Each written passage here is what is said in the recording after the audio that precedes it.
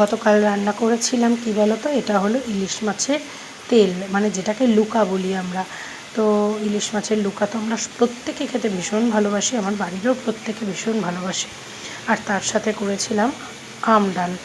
তো এখন তো জানোই গরম মানে আম ডাল ছাড়া অন্য কিছু হবে না, তোমাদের তো বলেইছি।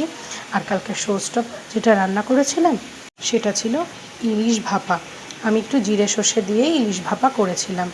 এত সুন্দর টেস্টি হয়েছিল খেতে, কী বলবো তোমাকে। এবছরের প্রথম ইলিশ কিন্তু গতকালকে রান্না করেছিলাম। তো কিন্তু রান্না টান্না করে আমি ভোট দিতে গেছিলাম, আমার বাপের বাড়িতে ভোট যেহেতু, ওখানে দিতে গেছিলাম।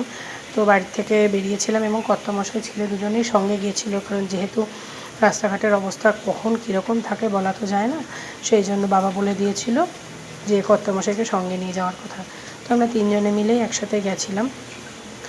প্রথমে তো একটু টেনশন হচ্ছিলো গাড়ি পাবো কি না, অন্যান্য দিনের তুলনায় আরও ভালোভাবেই টোটো পেয়ে গেছিলাম।